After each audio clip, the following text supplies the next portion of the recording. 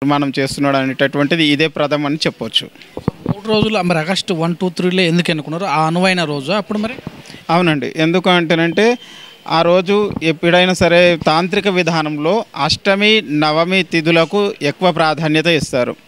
అక్కడ వచ్చేటటువంటి ముహూర్తము ఎప్పుడు కూడా మనం నిదానానికి చూడాలంటేనంటే ఒక బ్రాహ్మణులు నాయగారులను అడుగుతుంటే అష్టమి, నవమి రోజు ఎట్లాంటి పూజలు ఉండవు, లేదా అమావాస్య రోజు కూడా మంచి శుభ కార్యక్రమాలు చేయరు. అయితే మన తాంత్రిక విధానంలో ఎట్లా అంటేనంటే ఏదైనా పూజా కార్యక్రమం చేయాలన్నా కూడా అష్టమి తిథి లేదా నవమి తిథి అమావాస్య రోజే చాలా ఎక్కువగా పవిత్రంగా చూసుకుంటూ ఆ రోజు మాత్రమే ఇట్లాంటి కార్యక్రమాలను గురువుగారు చేస్తూ ఉంటారు. వచ్చినటువంటి భక్తులకు ఎలాంటి నియమాలు నిష్ఠితలు ఉండాల్సిన పరిస్థితి ఏర్పడింది? ఏం లేదండి. వచ్చేటటువంటి ఇప్పుడు చూస్తేనంటే పాంచభౌతికంగా ఉన్నటువంటి శరీరం ఇప్పుడు జరుగుతున్నటువంటి విధానంలో అయితేనంటే అందరూ కూడా తిండి లేకుండా షుగర్ ఫ్యాక్టరీలు ఉంటాయి. అందరూ టిఫిన్ చేసుకొని భోజనం చేసుకుని హాయిగా రావచ్చు. మా దానికి ప్రత్యేకంగా నియమం అంటూ ఏం చెప్పరు గురువుగారు.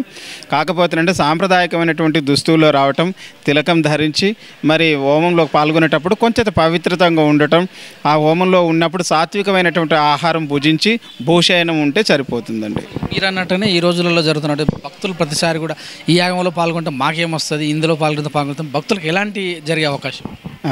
అంటే ఇప్పుడు ఇదేంటంటే మామూలుగా హోమం చేసిన తర్వాత అయ్యగారు స్వస్తి శ్రద్ధాం మేధాం యశః ప్రజ్ఞాం బుద్ధిం శ్రియం దేహిమే ఆయుష్యం దేహిమే అని చెప్పిస్తుంటారు.